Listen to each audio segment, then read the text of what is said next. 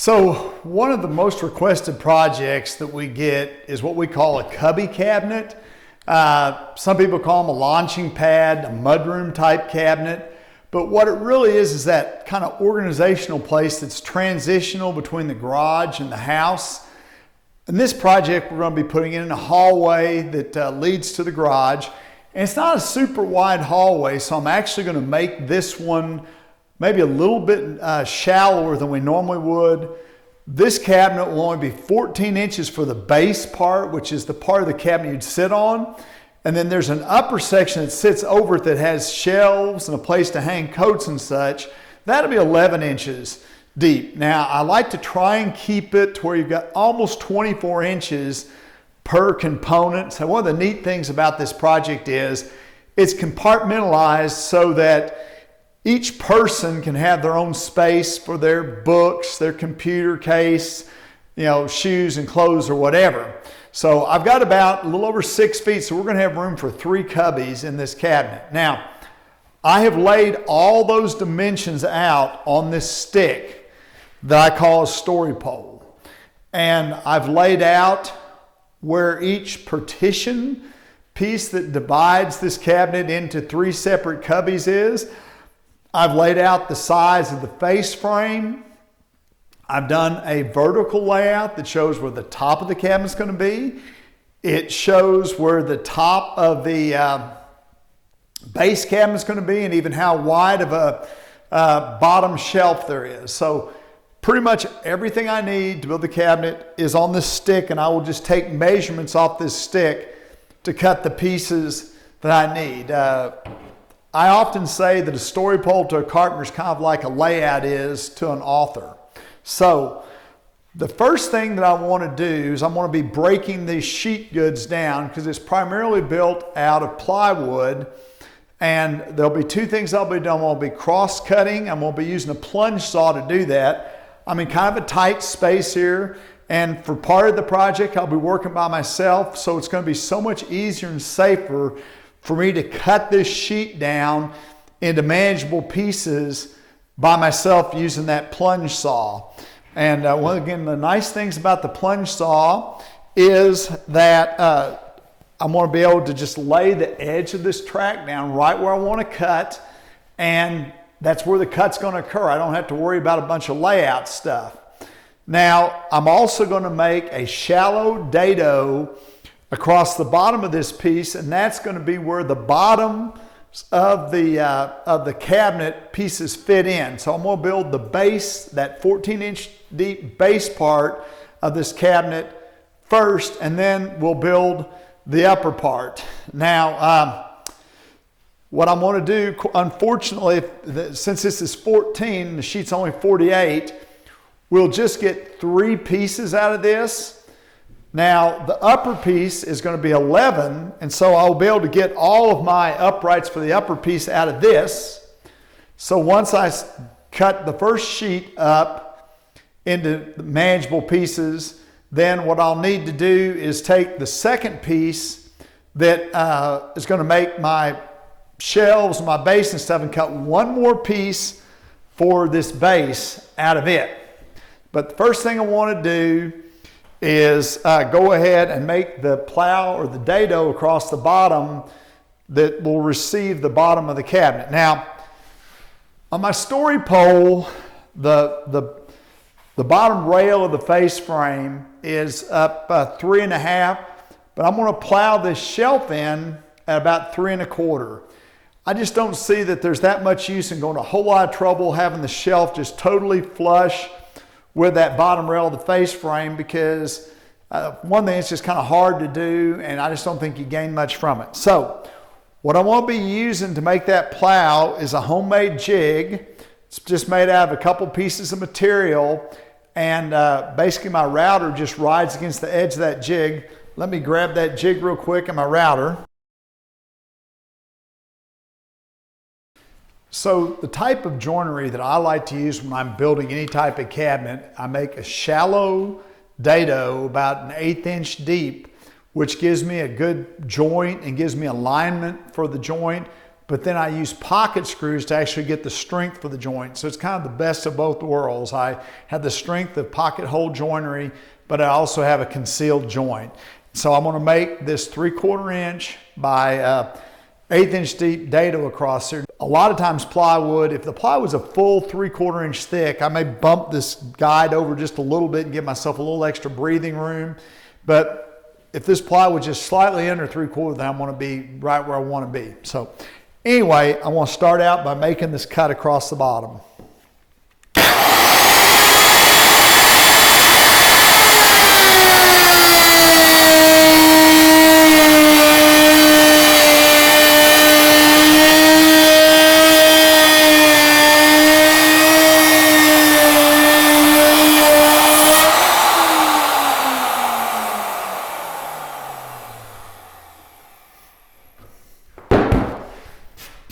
Going to measure the end. Yeah, this plywood's a little under 3/4, so I'm good to go. So now I can set this aside for a moment. I'm going to move this jig back. I'll need to use it again to move.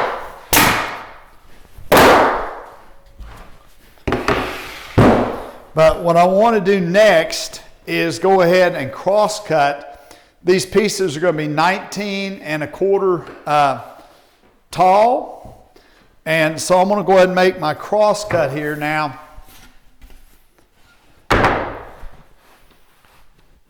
I'm actually moving this around because you want to have the track sitting on the top of the piece that you want to keep so that this splinter guard protects the piece that you're going to keep. So I'm going to get that lined up, and I'm going to actually need to move my saw around to the other side to make this cut.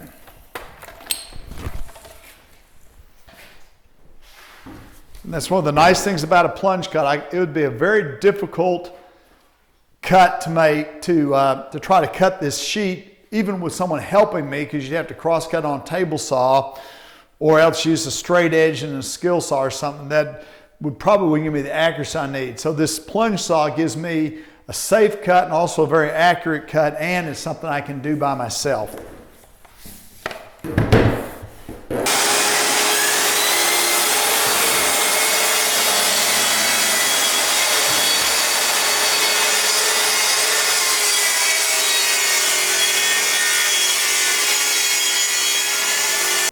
So the remainder of this sheet is going to make the dividers for the upper part of the cabinet.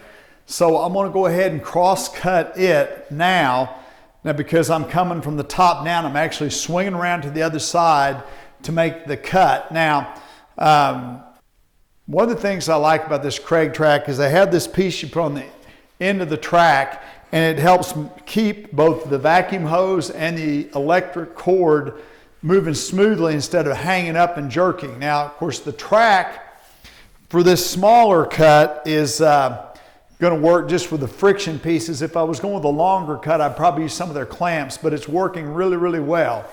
Also, I've got some sacrificial pieces underneath this sheet that I'm just cutting through so that I don't cut into my workstation that I have below.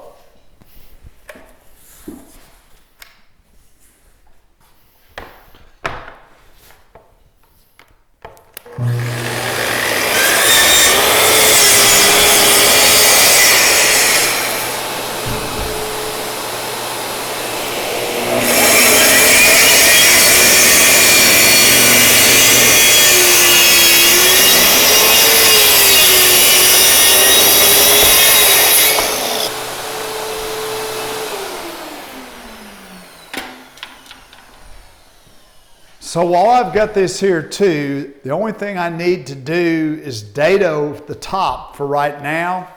And that's where the top parts of the cabinet are going to fit into the sides. So I'm just going to put a 3/4 dado right across the top.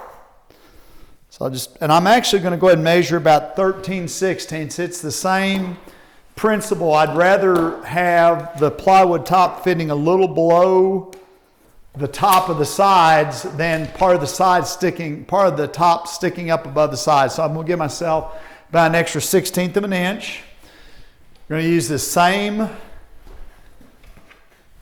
guide. Come couple clamps. Again, this guide fits specifically to that router so that all I have to do is line this edge up right here with where I want the dado to be.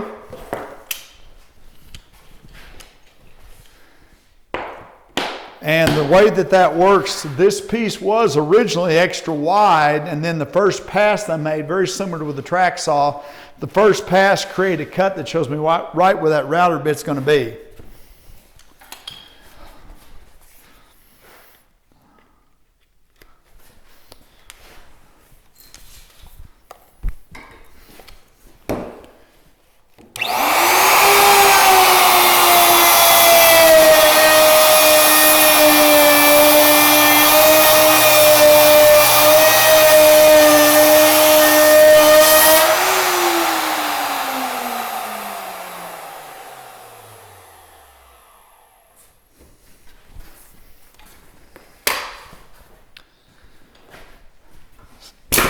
So I'm trying to keep from having to wrestle this sheet around too many times. Although I said I'm going to build the base cabinet first, I want to kind of do everything I need to do to this upper piece while I've still got it here on the table and not having to move it too many times. So the next thing I need to do, I'm going to have to rebate the edges, both edges of this piece. That's so that when I put my plywood back on there, I will make sure I have a left and a right hand side to my cabinet.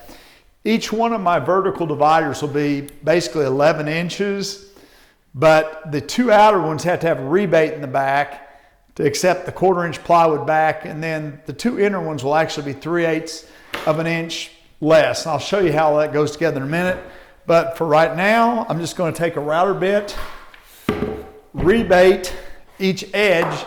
That'll make sure that I have a left and a right hand side of my cabinet, and then I'll be able to make a couple of quick cuts with my plunge saw to break this down into 4 pieces, and then I really am going to get back to focusing on that base cabinet.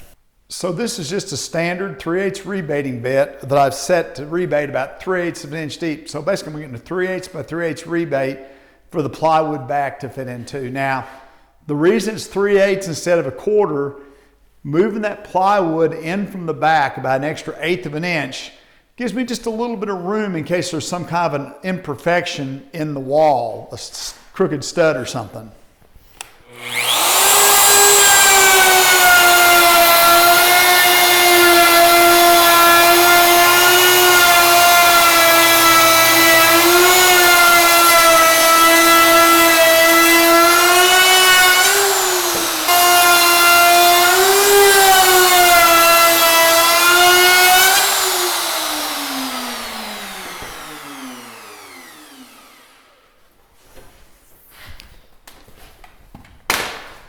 So the two outside pieces need to be 11. I'm just going to mark that from each end. And I'll have to bring in my track that's spliced 2 tracks together, I think, to cut this length. The other thing I'm going to want to do, because so far I've been cross-cutting everything, so my sacrificial pieces have been going the opposite direction of the cut. If I rip now, it could fall down and pinch the blade. So once I get these marked, I'm going to rearrange those sacrificial pieces that are underneath here also.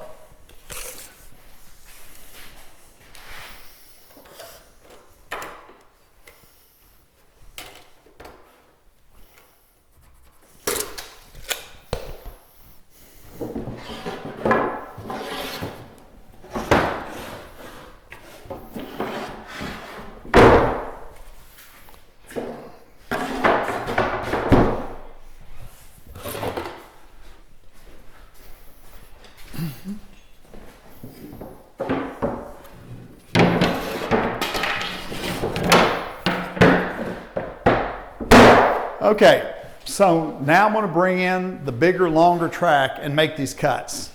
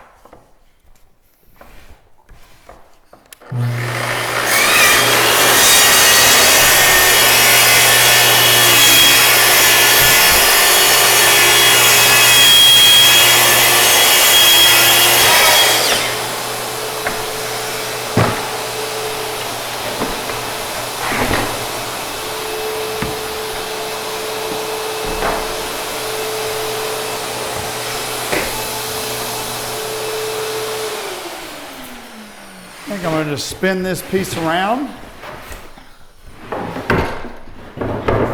Now, one of the advantages of a plunge saw like this is that it takes much less room to work because I'm moving the saw past the material stays still and the saw moves past it, but I really only need basically the length of the track to work, so I can work in a much smaller space. And of course, also with the dust collection, it's much nicer. Of course, the saw does come with a dust bag that really does a good job of collecting the dust, but since I've got this trigger activated vacuum, I want to use it. It's an even better situation.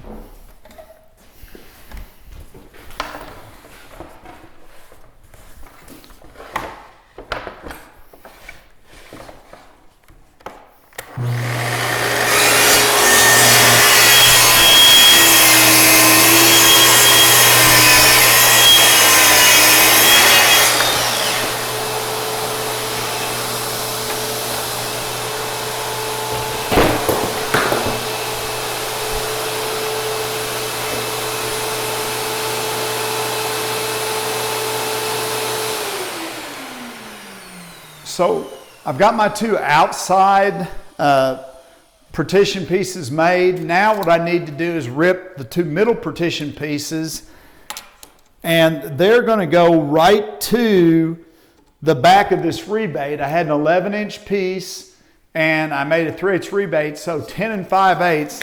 I need to make two rippings now at 10 5/8.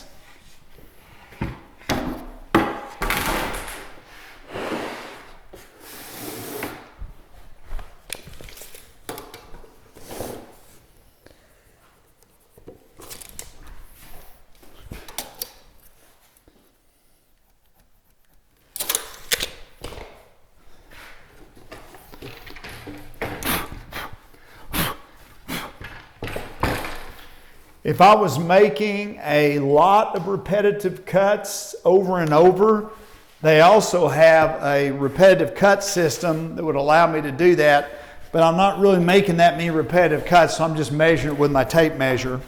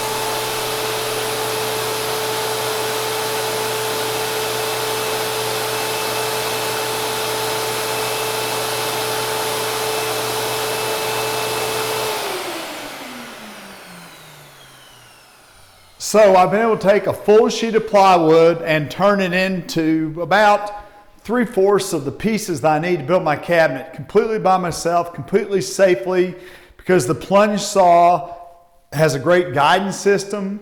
When I get through with the cut, I raise the blade back up out of the way. Same thing on the going in, you plunge down and make the cut. So my hands are never near the blade. This is a lot safer to use than a table saw. And again, it takes a lot less room, and the dust collection is really much, much better. Well, I started out with a big sheet and I've kept cutting it into smaller pieces, and I'm starting to get down to the size piece I need to actually build that base cabinet. Now, these two pieces are the outside piece of the base cabinet, and they have that dado on the bottom, and they've both been rebaited to receive the plywood back. The piece that's left is the one to make the two middle partitions for the base cabinet, and because there's going to be a bottom piece coming into each side of them, I need to add one more dado that lines up with them. Now, that upper cabinet's going to need the same thing. We worked on the two outside pieces, and then the two inside pieces will have to have that extra dado cut in them too.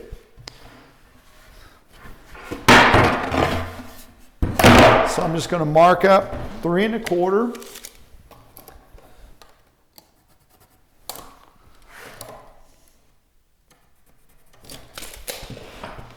I think I can let this hang out and still clamp it pretty good.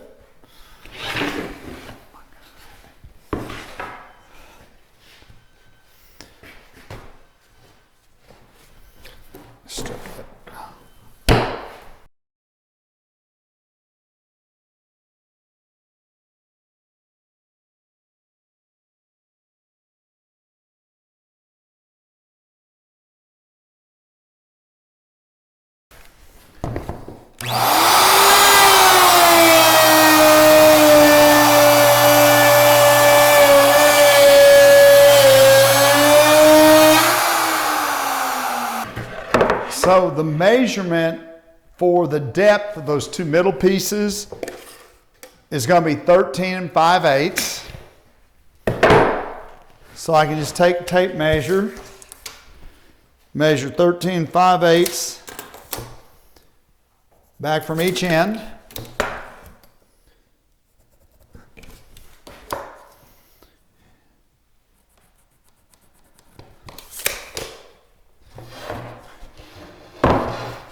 Now let's throw a couple sacrificial pieces up underneath.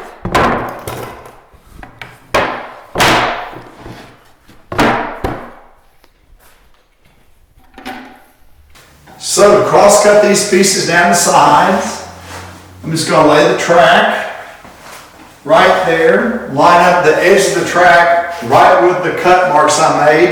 And again, the great thing about the plunge saw is once I've lined that up, I don't have to worry about anything else.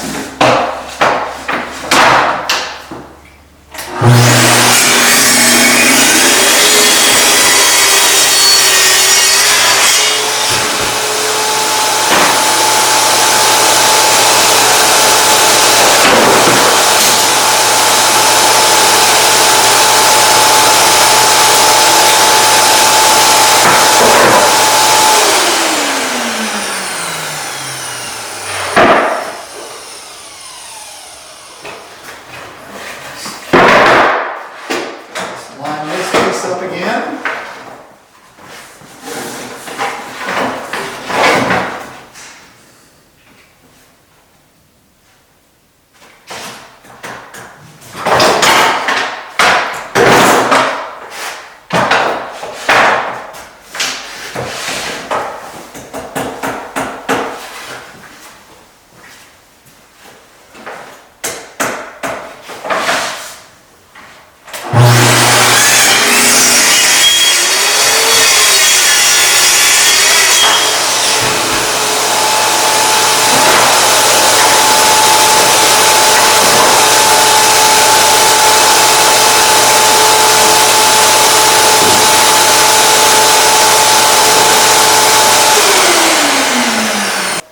Now what I want to do is grab my story pole and start taking my measurements off the story pole for the length of the pieces that fit between these uprights in those dados.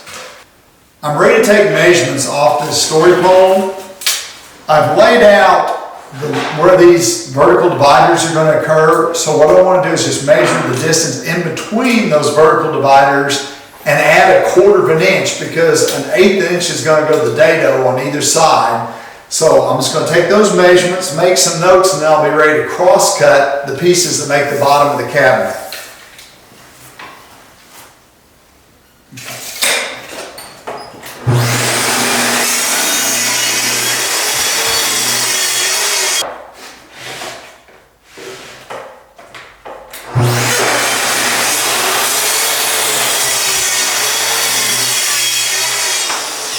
I think I just cut the last piece of plywood that we need to assemble the base cabinet, so I'm going to bring Jesse in to help with a lot of drilling and assembling. I'm going to just move the plunge saw back out of the way for a minute. Jesse, we're probably going to need a couple drills and one of the jigs we can drill holes with. So Jesse, what I want to do is just mark where I want you drilling holes. So I want 4 holes down this edge, 4 holes down this edge, and we're probably going to want about 5 down here, okay? So just set up there kind of on the end of the top, okay? With a jig. Yeah, you can set that shelving jig out of the way. We won't need it. I don't think. Jig. I'm going to get this out of the way. Here's the first piece. I'll just mark all the rest of them.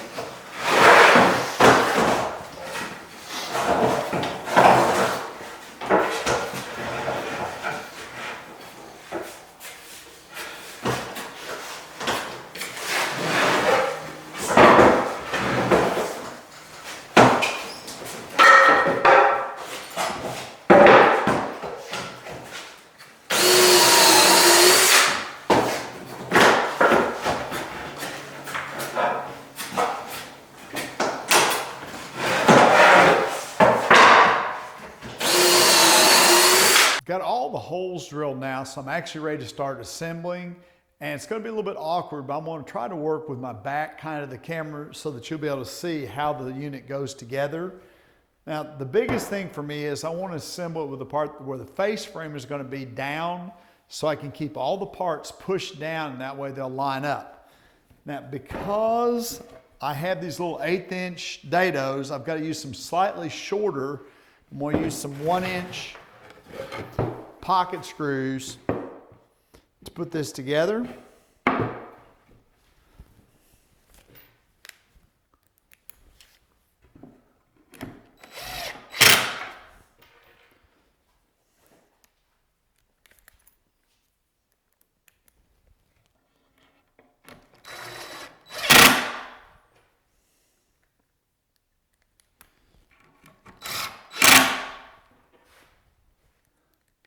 Now, when I get to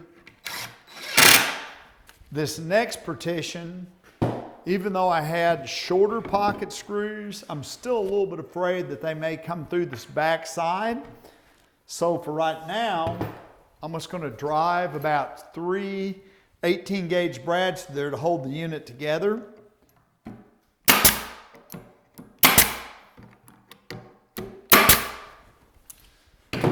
Then I'm going to put this piece that I marked middle in. And now, one of the things we're going to need is, I call it a stretcher rail. That's a piece up there that is going to keep these pieces separate. I'll also nail the plywood back, or staple the plywood back to it. Hey, Jesse, I want a piece 24 and a half, please, with 2 pocket screws. On each end, 24 and a half. Thanks. So I'm going to go ahead and use the longer pocket screws going back this way because I don't have to worry about where they're going to come out.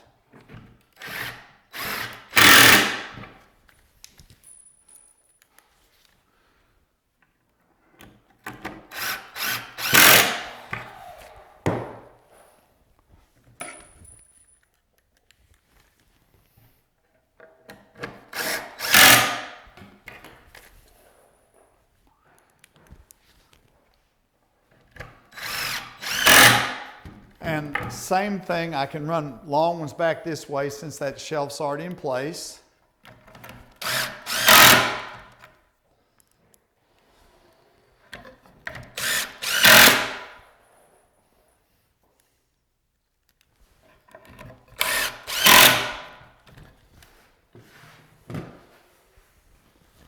Scoot that down enough.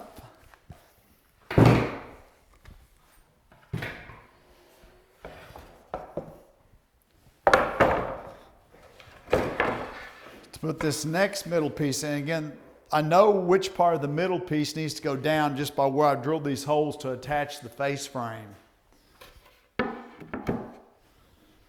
Same thing, I'll just put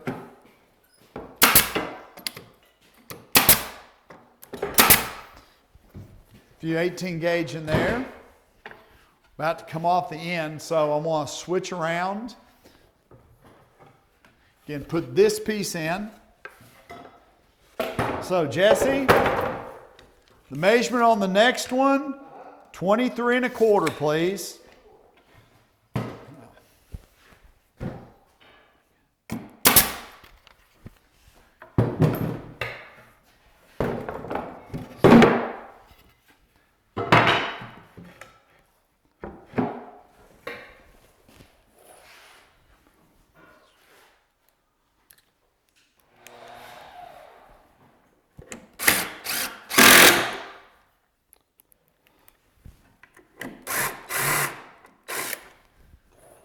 Okay, that's absolutely incredibly bad luck, but that pocket screw apparently lines up exactly with the one on the other side. Or something's hitting something. Maybe it's hitting that nail I put in there.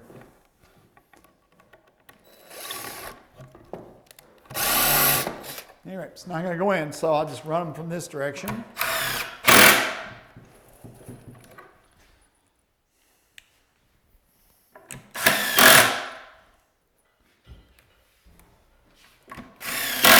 We'll be ready for one more here in just a second.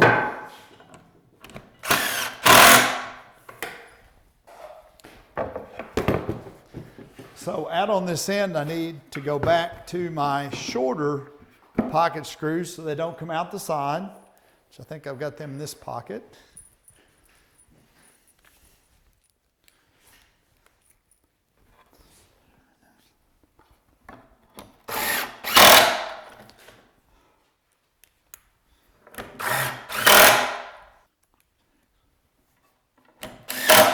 All right. So, Jesse, the last piece we need, 24 3/8. Yep. I'm going to see if I can flip this up. And so I'm just going to start installing these stretcher rail pieces back in here like so. And a lot of times I'll just, to make things go easier, shoot a couple nails. The strength is actually going to come out of the pocket screws. That nail won't ever be seen. It'll keep things lined up for me.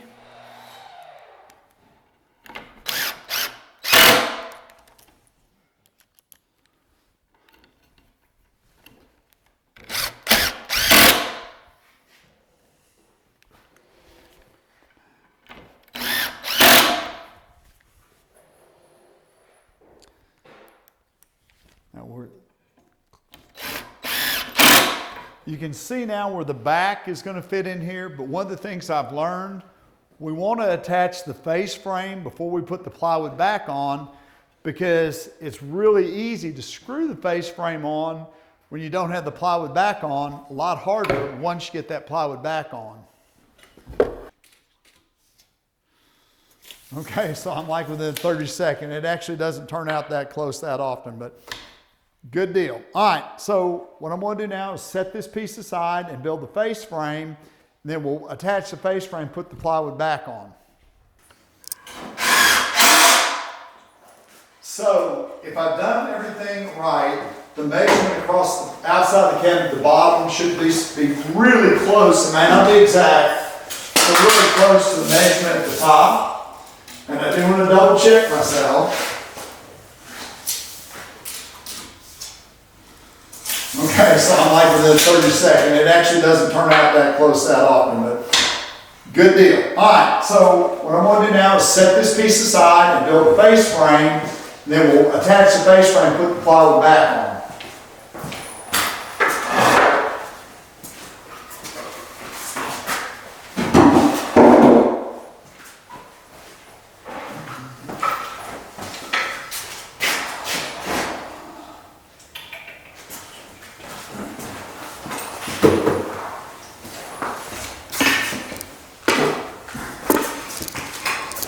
Hey, Jesse? Jesse?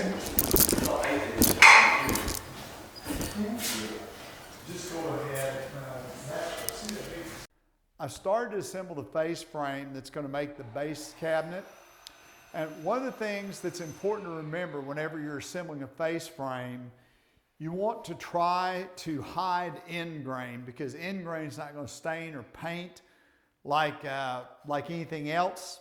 So when I'm putting this frame together, I'm having these long horizontal pieces that make the fit for the base and the top fit in between the two sides so that I don't see end grain. Now, this end grain on the frame will either be up towards the plywood top or down towards the floor, so it won't be seen. Of course, again, one of the basic rules of doing pocket hole joinery is you always want, your screws going into the edge of the wood, because that's where the screws will actually hold some.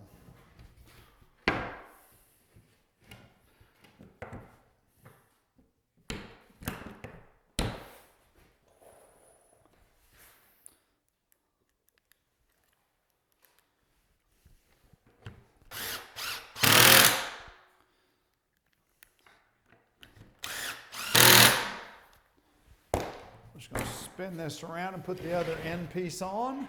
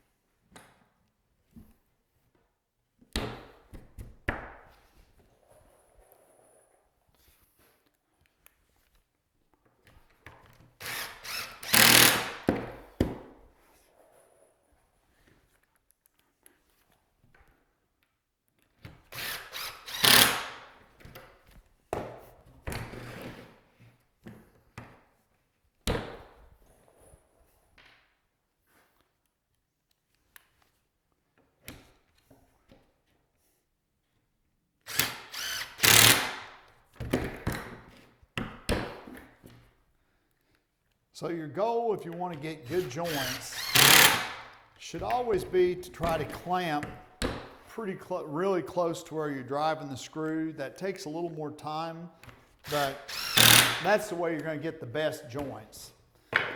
Now, I'm just going to refer back to my story pole real quick and get this spacing in between here.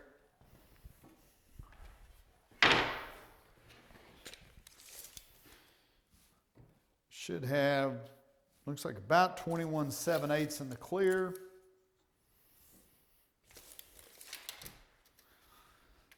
So I think what I'll do is just come 21 7/8 in from each end.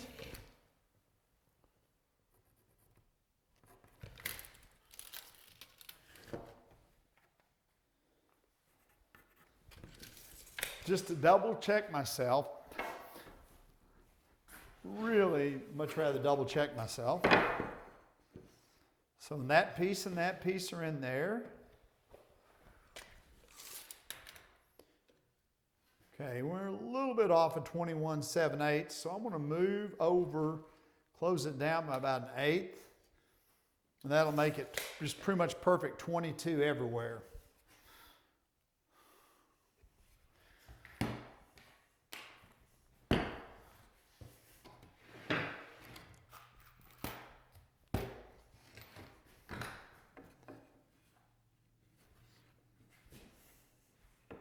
I'll need to add a little glue on both ends, because once I get in there, there's no way to get glue on the other end.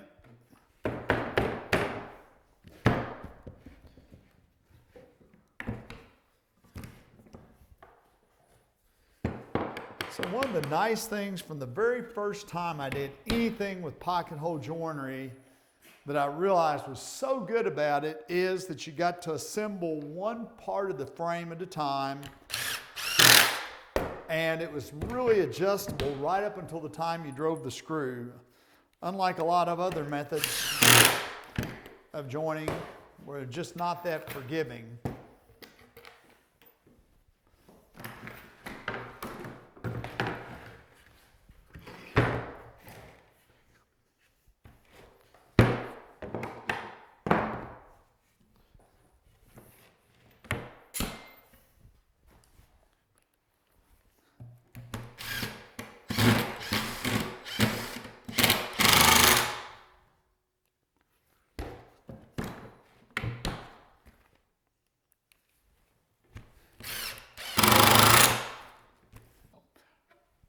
I'm going to start by putting a good bead of glue on these members.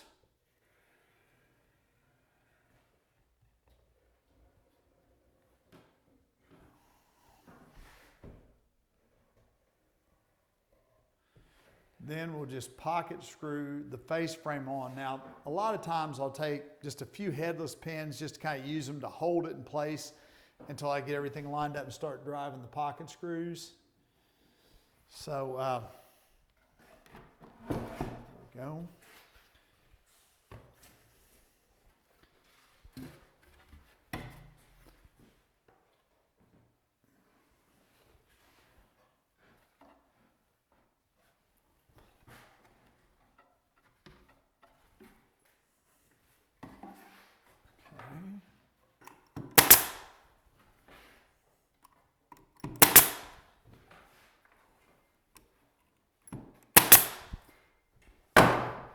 So now that I've just got it tacked at the bottom, I'm going to start driving screws. I'm going to start driving screws up through all those holes that I had Jesse drill in the bottom. Of course, I can use full-size screws for that, the 1¼ inch screws.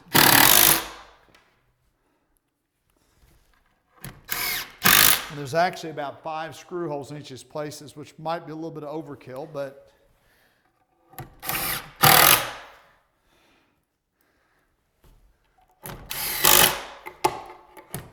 now I'll also go ahead and put a screw into these. Remember, there's one hole at the bottom, and there's one hole up here that I can put a screw into. Just going to measure here, 5/8. Okay, I've got the same amount there. I'll put one headless pin just to hold that. Then I'll take one of these screws, just reach through and go ahead and hit that hole. I'm just going to move each side. We're going to get it totally screwed on. Then we'll stand it up and put the plywood back on.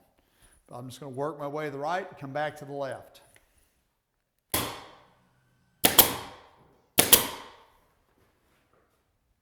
So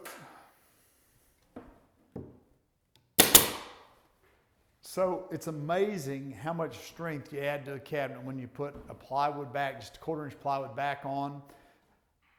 A lot of people use a narrow crown stapler, but I like to use this, what's more of an upholstery stapler. Now these are 1/2 inch long staples, so I'm getting 2 legs in. I use a lot of staples, but if I was using a 1/4 inch crown, by the time it's set, the staple would be almost through the plywood. So I think I get a lot more strength by using a smaller staple, but using a lot of them. So I'm just going to finish stapling this back. Then the next move will be to sand the face frame. We'll be ready to take it and put it in place.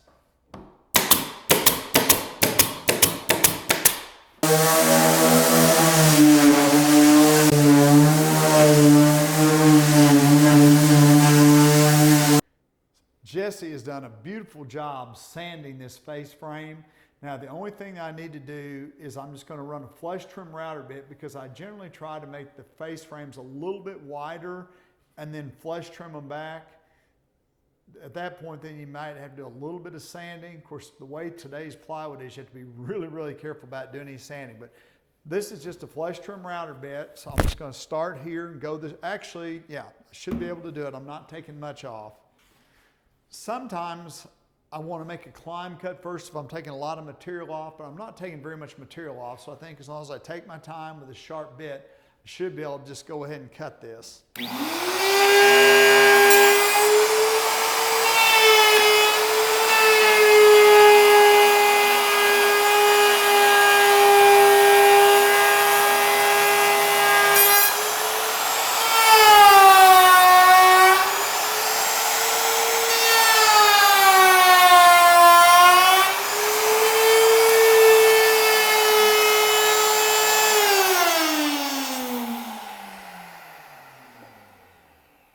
Well, I guess I never should have said I think I can cut that without climb cutting, because a couple times it tried to tear out on me. As soon as I heard that noise, I just stopped, and climb cut back a little bit, and that generally will help keep it from tearing out. So it worked out great, didn't have any tear out. I'm probably just, I don't even know if I'm going to sand it. Looks pretty good. So we're ready to take this base cabinet, put it in the hallway, and then we're going to start on the upper. Well, the upper cabinet goes together a lot like the bottom cabinet in that the top shelves fit in between the sides. There's a little bit of a difference though in that there's nothing at the bottom. We're eventually going to add what will become the top of the base cabinet is the bottom of this cabinet, and it'll screw together. But we've got to make that separately. So when I'm putting this together, we're going to have two series of horizontal cleats. The first one would be what we'd use to mount it to the wall with. And it was somewhat similar to what we put in the base cabinet. But the second set, because this cabinet is more than 4 foot tall, to give the cabinet strength and to keep it straight, I pretty much have to run my plywood back horizontally. So it's going to be coming 4 foot down. And then when we get to that point where we're 4 foot down, we're just going to add another cleat with some routed edges. And that cleat will be where we'll splice the lower part of the plywood back to the upper part of the plywood back. You could use 2 vertical pieces of plywood, but I'm just not real comfortable doing that because it's super hard to keep it straight. I'd much rather just have a little extra cleat running horizontally because it's going to be behind coats and things anyway. Now, the other thing that I chose to do, we went ahead and drilled these dividers all the way down. Now, most likely no more than the top 4 or 5 of those holes would ever be used. But if we ever decided that we only needed like 2 cubbies for coats or something, and wanted to put a whole bunch of shelves in here, then we'd have some options to put shelves in there. So we went ahead and drilled some extra holes in there so that there'll be an option to put shelves in there, a whole bunch of shelves in there if we want to. So first thing I'm going to do is grab one of my longer outside pieces. Now, these have similar holes drilled to attach the face frame. You won't see them, but they're going to be up to the top as I'm assembling this cabinet. And so when we get the cabinet built, they'll be towards the ceiling, so you'd have to stand on a step ladder to see them. So I'm not going to worry too much. So I'm just going to put a single screw hole at the top, one in the middle, and one at the bottom. And that should be enough to pull it together. On the very outside corners, I may go ahead and shoot a few headless pins through the front to help hold it together, but I don't want to have a whole lot of screw holes in here, and I don't want to spend a lot of time patching holes. So I want to kind of compromise between putting a few screw holes and a few nails in the front. There we go. First one, Jesse, I want to put up pretty high. The next one I'm going to just get down here about in the middle somewhere. I got to make absolutely certain I'm going to be in between a couple of those holes. I think as long as I see one of the holes on the edge of the jig and I do this top hole, I should be good.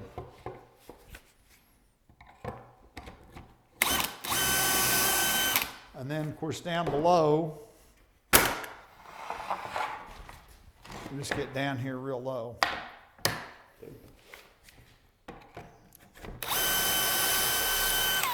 So can you think you can start drilling on that one? Let's see if we're going to get all crowded in here. I'm going to take this. So I'm going to start trying to put this together while Jesse drills those. Yeah, I want to make sure the face frame is down towards the top. So I'm going to flip this over. So now as I'm looking at it, those screws are down. And I'll get some of my short screws.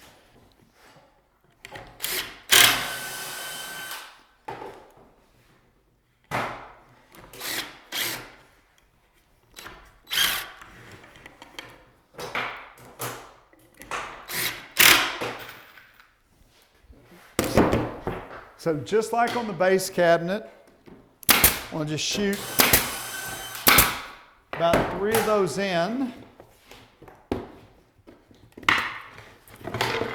18 gauge. Got to make sure that I've got these holes turned down.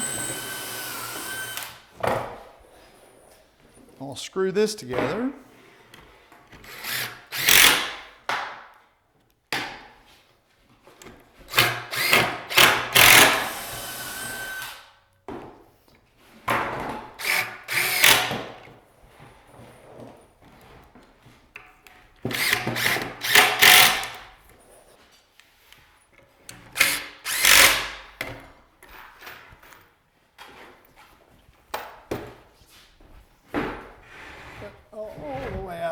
edge just about.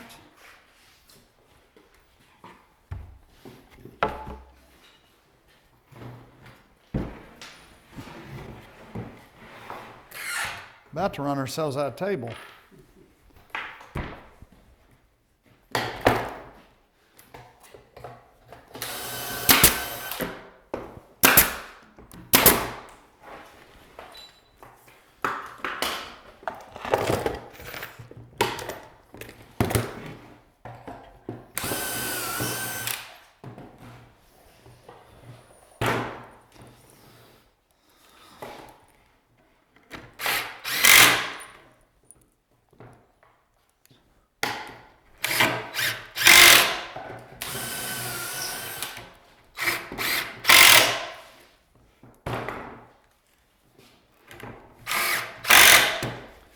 All right, try and go ahead and, if you could, clear all that stuff out of there, Jesse, because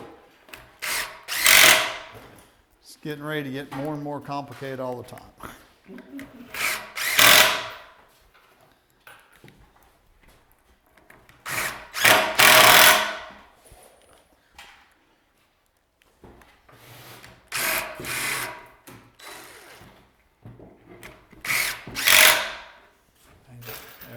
Perfect.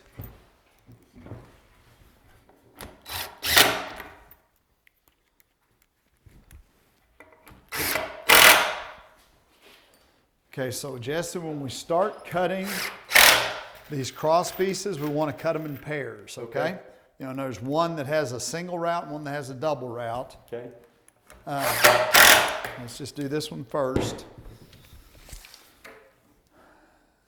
So I'm going to call that 24 and 11/16. Okay. And then one of each, and of course pocket screw holes in each end. Okay. The last one's 24 3/4. Imagine.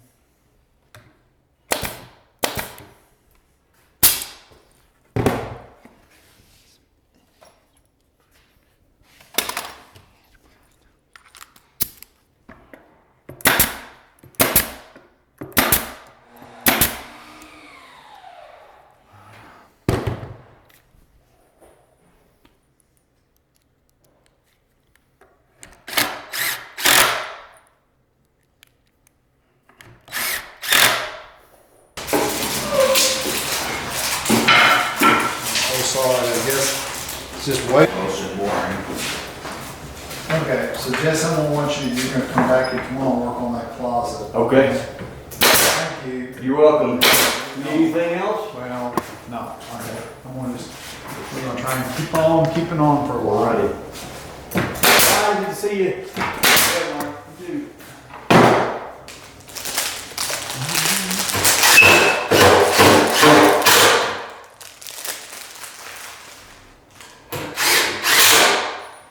I absolutely have to get this, the face frame attached.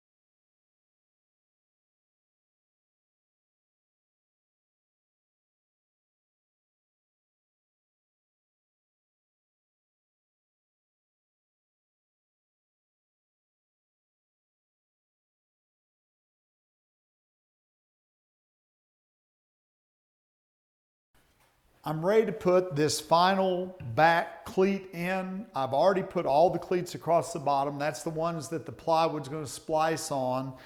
One of the things I've been doing is shooting a few 18 gauge brads down through the top into these cleats for just a little bit of extra strength, but still the main part of the strength is just coming from pocket screwing these cleats in. Now it's going to be really important on this cabinet to attach the face frame to it before I put the plywood back on, or I'll never be able to reach through and put any of the screws in. I'm going to just go ahead and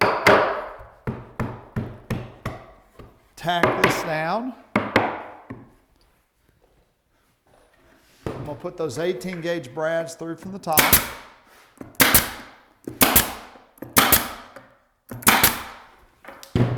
This cabinet has quite a bit of strength just from the fact that it's got those cleats that I'm going to splice on. Now, one thing that's going to be a little bit unusual about this cabinet is at the bottom there, I'm having to work my way around a central vac plug. So I might normally add another cleat down there at the bottom, but that'd be right where the central vac plug has got to be. So what I'm going to do is probably leave that plywood loose on the bottom. After everything's installed, I'm just going to cut some trim to fit in between and go over to the central vac plug. It's a little bit unusual, but I'm going to have all the strength I need when I put the plywood on the back of this upper part.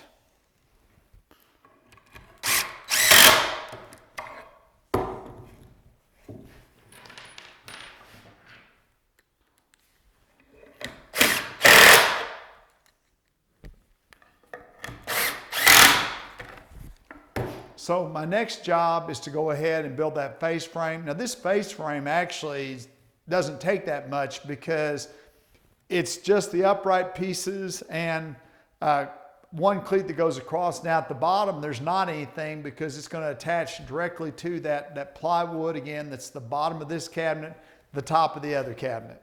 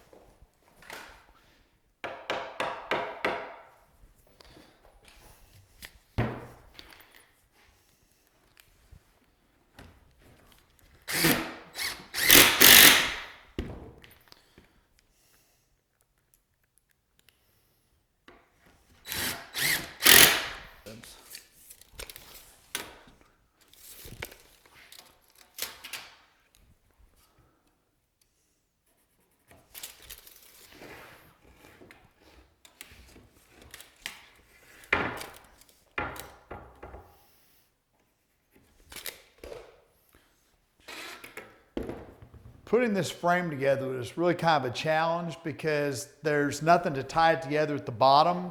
So I ended up using the old-fashioned face frame clamps in a couple places. And now what I've got to do is just find a careful place I can kind of put it to one side, bring the cabinet back in, and then place this on top of the cabinet. Once I get it attached to the cabinet, it's going to be fine. But right now it's just a little bit of a challenging situation to get it moved and still keep it together. But I'm going to find a place to put it, then I'll bring the other cabinet in and we'll bring the whole thing together and it's going to be a nice strong cabinet. Well, I'm feeling better about this now that I've got the face frame on top of the cabinet. We added a good bead of glue everywhere. And the most important thing to me when I was putting it on top was to make sure that the bottom of each one of these face frame pieces lined up exactly with the end of this piece of plywood partition, because when I bring that plywood bottom up underneath it, if this didn't go all the way down, then there'd be a gap there. So it's real important to me to have the ends of these exactly lined up. It's been a long time since we talked about it, but you might remember back when I was doing the dados and the tops of these partitions, I actually went down a little extra low. That gave me a little bit of wiggle room to make sure that the plywood tops are down below the top of this face frame. Now, I've nailed them at the bottom. I've evened it up the top. And what I'm using is a 21 gauge brad or headless pin. It's not actually a slide head pin. And I'm gonna put a few of those in there because I didn't want to put a bunch of screws in, if you remember.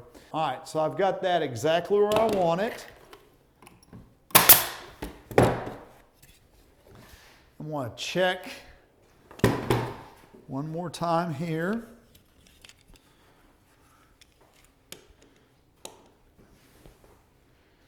Set my gauge.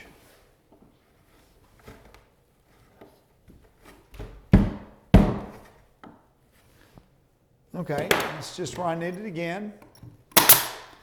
Now, the only thing that I'm going to do is I'm going to go down the sides. I'm going to put maybe a few more of these 21 gauge headless or slide head brads in here than I normally would because I want to suck that up pretty good.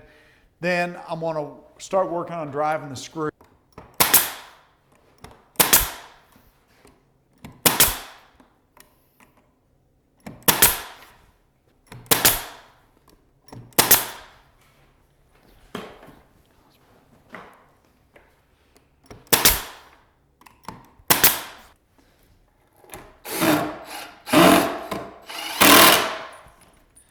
That's sucking it down real nice.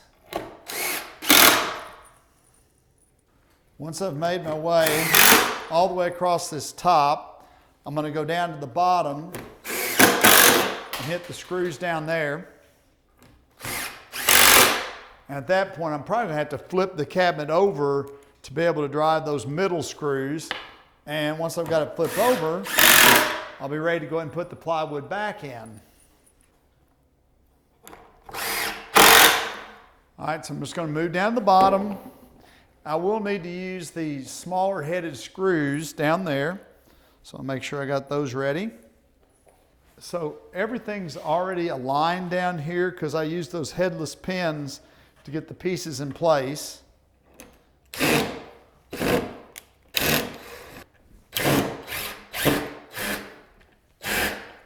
I was actually able to slide the cabinet down that way far enough to get those middle sets of screws in. So now I'm going to sand these joints and get some help. We'll flip the cabinet over and we'll be ready to put the back in.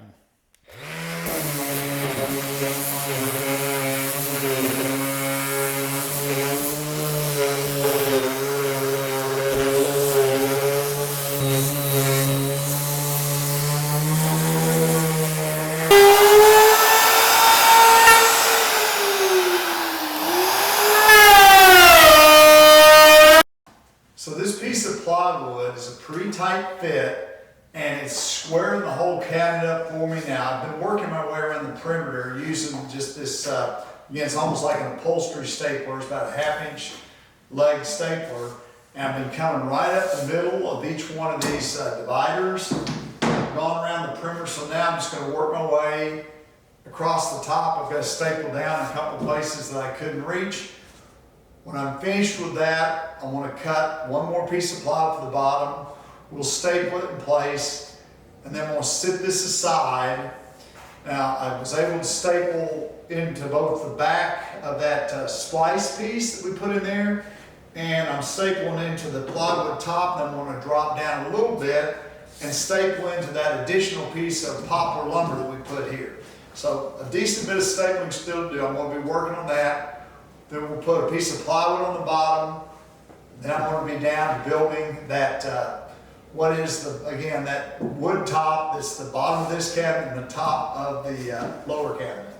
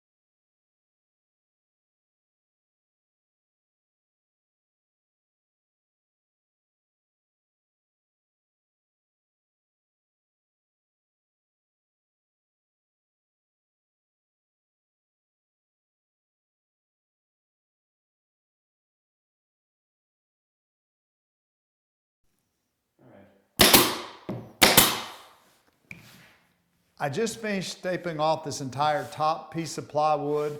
I've got the small piece at the bottom ready to go. And by putting this piece of plywood on here horizontally, it's squared up the cabinet. It's giving me a lot more strength, and it's going to make sure everything is straight across the top too.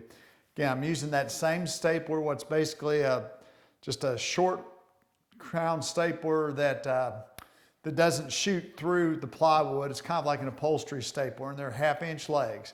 So I'm going to go down to the bottom, staple that off, and then we'll be ready to move this piece out of the way and get to work on that final piece, which is the wooden bottom for this cabinet, top for the other piece.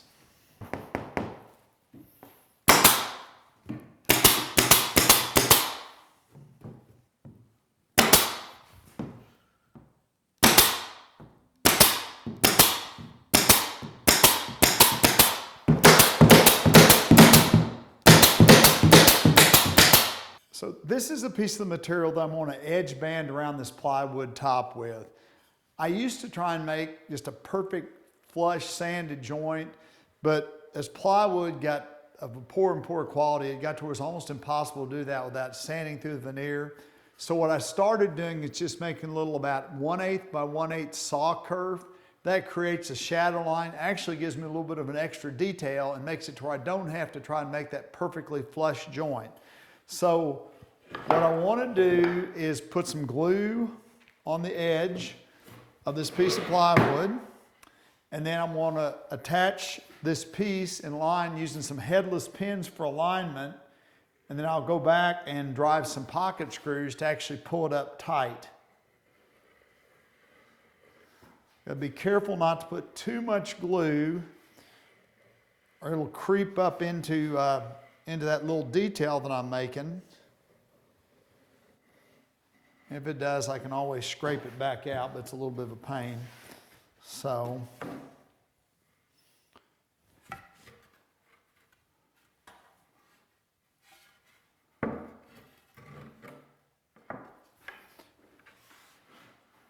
and I'm going to, when I'm nailing this piece on, I'm going to leave it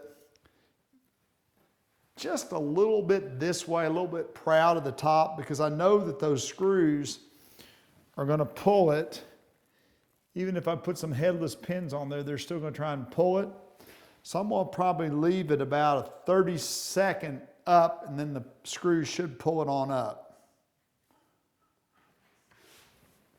Make sure I got that lined up right. I'm just using some short headless pins.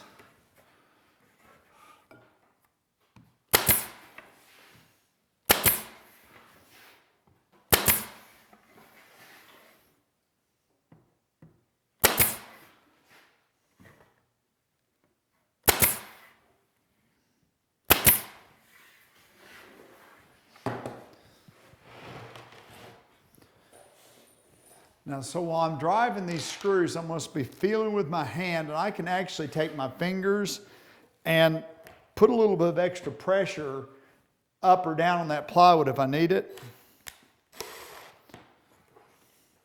Now, I'm trying to be really careful not to overdrive these screws. I want to suck it up, make a good, strong connection, but not really move the joint a lot.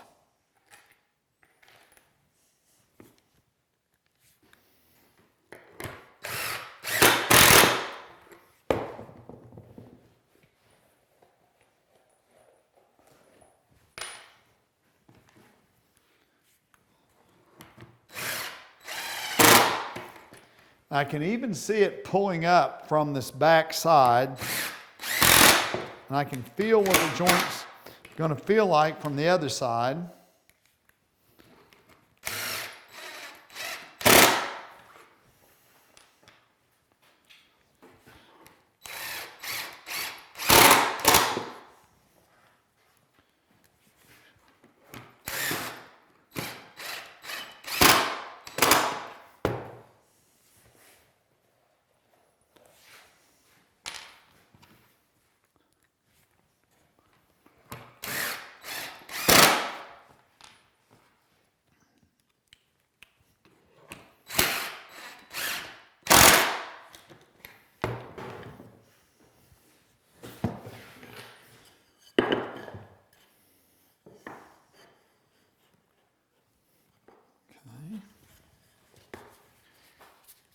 I want to make sure that I put some glue in that joint, and I'm just going to put the glue on the back side of the board this time to make it a little bit easier on me.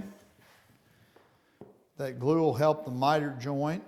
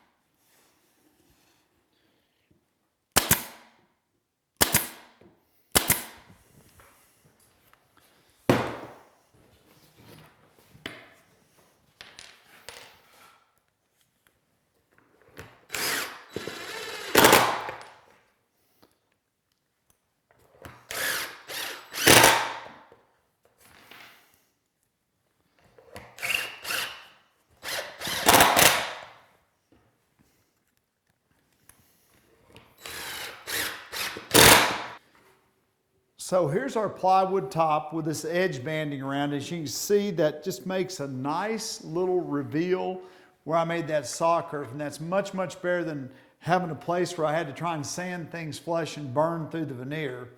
So this piece is just about ready to attach to the bottom of the other cabinet.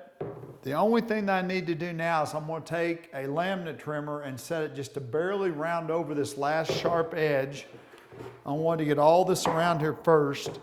We'll round that over, then we'll bring the big cabinet back in, and we will screw through this into the bottom of that cabinet to make the two pieces one.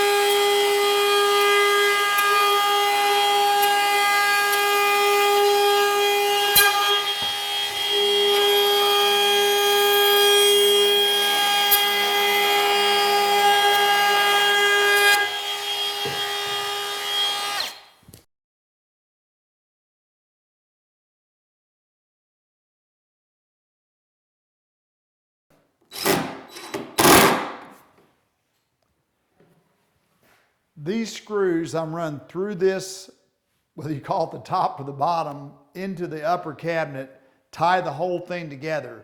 Now when we take this cabinet, move it and put it on top of the base cabinet, we will run screws. We put those pocket screw holes in the tops of the partitions on the base cabinet, and we'll just run screws, pocket screws up through that into this. That'll tie the whole thing together. So now I'm ready to move it on into place. We're going to maybe shim it up a little bit, make sure it's all in the right spot, and then we'll screw the two units together. I'm not sure whether they'll actually be used or not, but I'm going to go ahead and make two shelves for each of the compartments in the cabinet we're building. I think it's a better idea to have an extra shelf that you can just put it back out of the way than to need to make one, especially after the painters get done. So since I've got shelves, there are multiple shelves, they're the same length, I'm going to go ahead and cross cut my plywood to make the shelves out of. Then I'll turn around and actually rip the plywood pieces to the depth that they need to be. Again, when you cut across the grain of a sheet of plywood, that's called a cross cut. When you go with the grain, That's called a rip.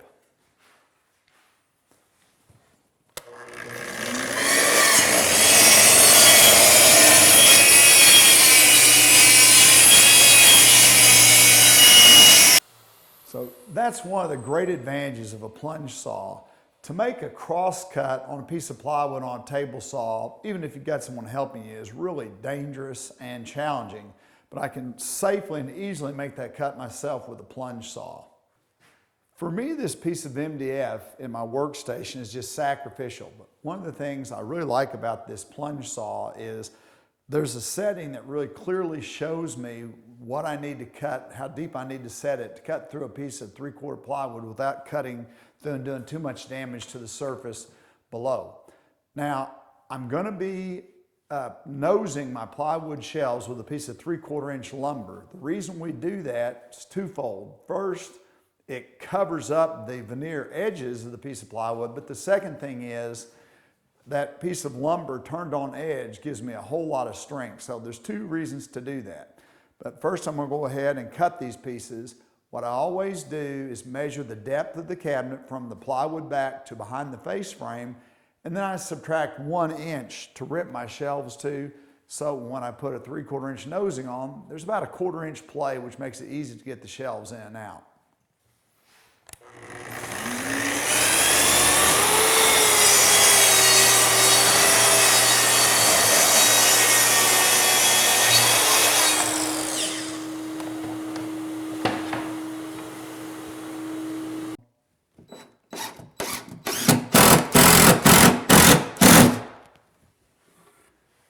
So that was the last screw to hold this upper cabinet in place.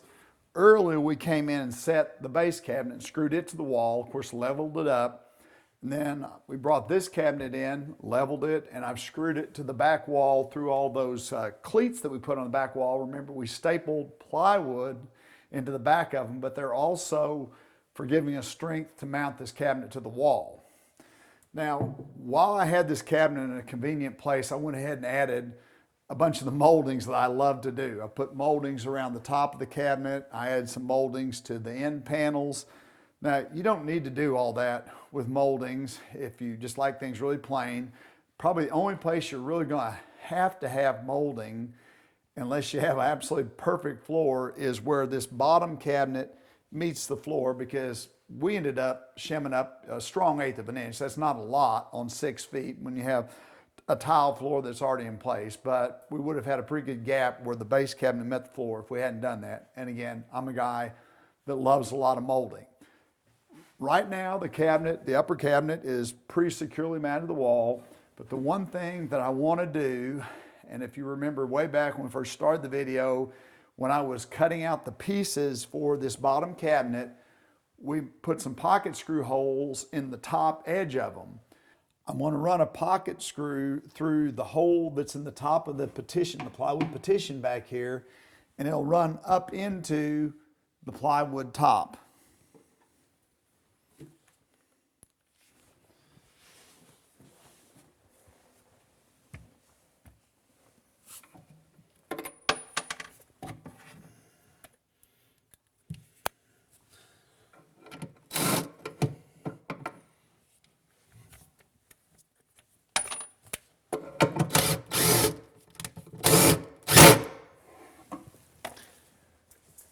So I'm just going to do that, let's see, about 8 more times, and then we'll be done with that part of it.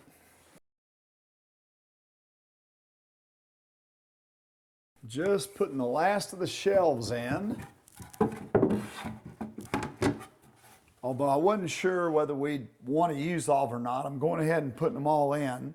And I'm a bit of a pack rat, so I would probably want all those shelves. Now, the shelves are all in, so there's just one thing that I still need to do, and that's put these pegs in. These are the pegs I would put the coats or whatever, backpacks, purses, anything that needed to be kept here to help keep organized. And you wouldn't have to use shaker pegs. You could just put a board back there, and then I've seen at the big box stores all kinds of hooks that you could put on there. I did want to mention too, one time when I built one of these cabinets, We got some tongue and groove paneling and put it on the back wall instead of the plywood, and boy, it was really, really good looking. It's a little bit more work, a little bit more expensive, but you might think about that as an option. Of course, if you had something that was 3/4 back there, then you wouldn't need to mount this board there, but because we just have a 1/4 inch plywood back, I need this board to give me some strength. And earlier I actually checked to see just how tall I would need to be or how tall this would need to be set in the cabinet to miss my head. And of course I added a few more inches because there could be someone much taller than me using this cabinet. So all I'm going to do now is use some headless pins to tack this into that 1/4 inch plywood back. And then the final thing I'll do is just come in and put some more screws into the studs, which are going to give this a lot of strength.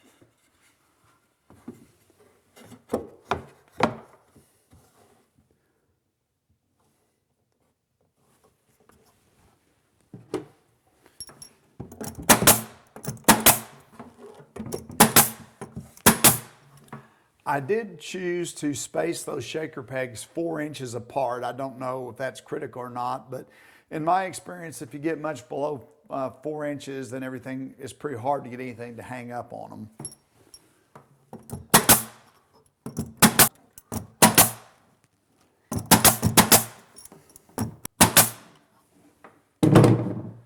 That's the last of the shaker pegs. I've got to tell you, I'm really excited about this cabinet when I sit and look at it. Of course, it's kind of my style of cabinet with some extra moldings and stuff added, but this is just so useful. I can easily see myself, at the end of the day, coming in, sitting there, putting my shoes underneath the cabinet, maybe hanging my coats up here or something, and if there's some paperwork or something I need to make sure gets to my truck the next morning, maybe even those deposit checks I got to get to the bank the next morning, I can just put those on the shelf and I'll make sure that I don't forget them. Of course, I've also been known to forget my cell phone and some things like that. So this would be a great place for me to kind of make sure I stay organized to start and finish my day. So I hope as you watch this video that you'll see just how easy it is to make a cabinet like this with the speed of all of the pocket hole joinery from Craig, the fact that we can drill adjustable holes so we can really make this fit our needs, and then of course how nice it is to be able to break down sheets of plywood into pieces that are easy to work with and then cut them to their final size using a plunge saw. And this is a great project, and I hope that you'll consider building one of these.